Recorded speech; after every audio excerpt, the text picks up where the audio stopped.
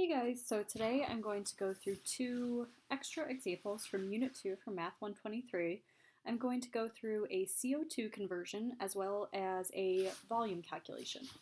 So let's do this carbon dioxide example first. So let's say that Katie turns on a 100-watt ceiling fan every night before she goes to sleep. She leaves it on for 8 hours. And we want to know how many pounds of carbon dioxide are produced from her ceiling fan over the course of 1 year.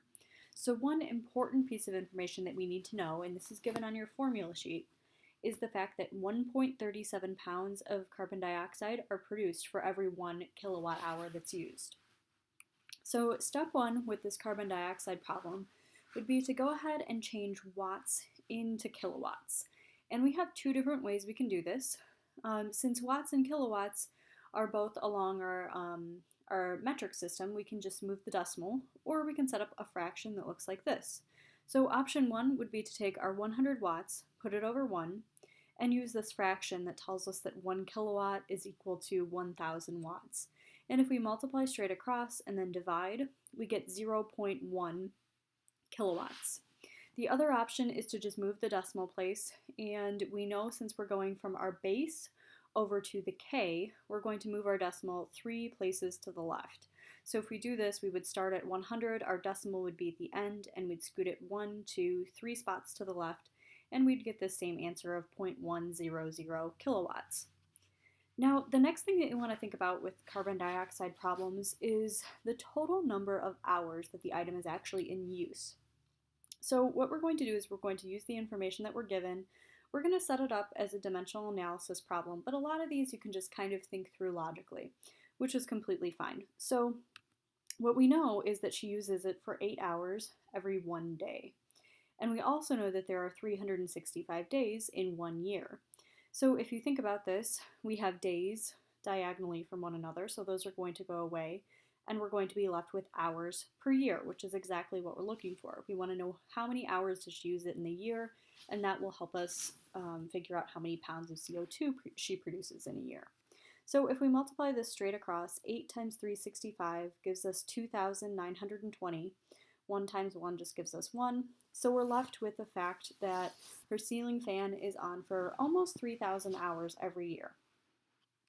And now all we need to do is we need to set up the whole problem using the information from steps 1 and 2, in addition to that conversion factor, the 1.37 pounds of CO2 for every 1 kilowatt hour.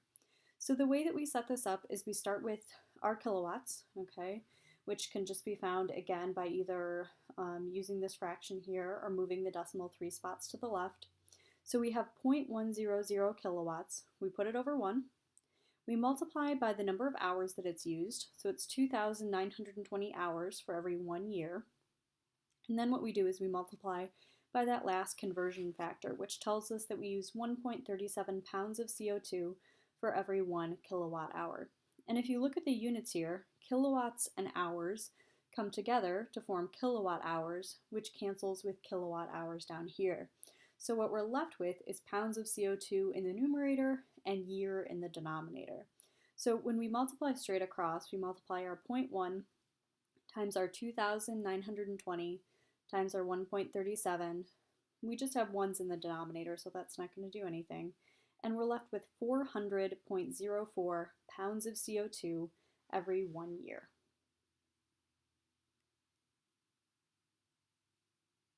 Okay, now let's take a look at this volume example. So we have two water tanks. Water tank A has a width of 9 feet, a length of 5 feet, and a height of 12 feet.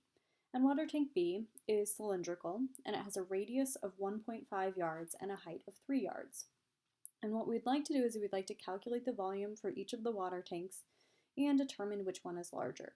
So if you take a look at this example, what you'll notice about water tank A is that all of the dimensions are in feet. So that's good. When we multiply them, we'll be in cubic feet, which is exactly what we'd like.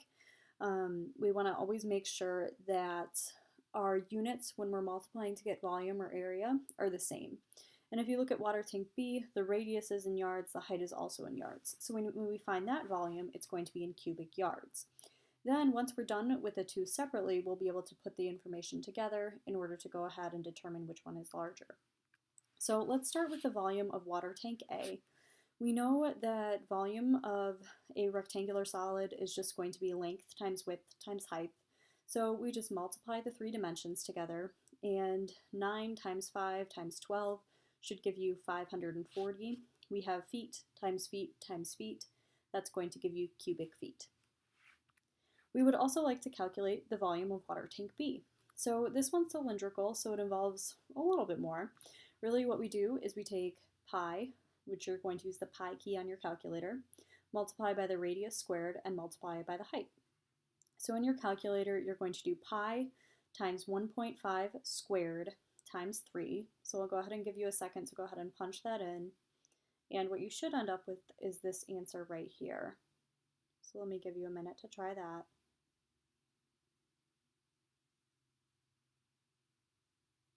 So hopefully that worked. And if you take a look at the units, yards squared times yards is going to leave you with cubic yards.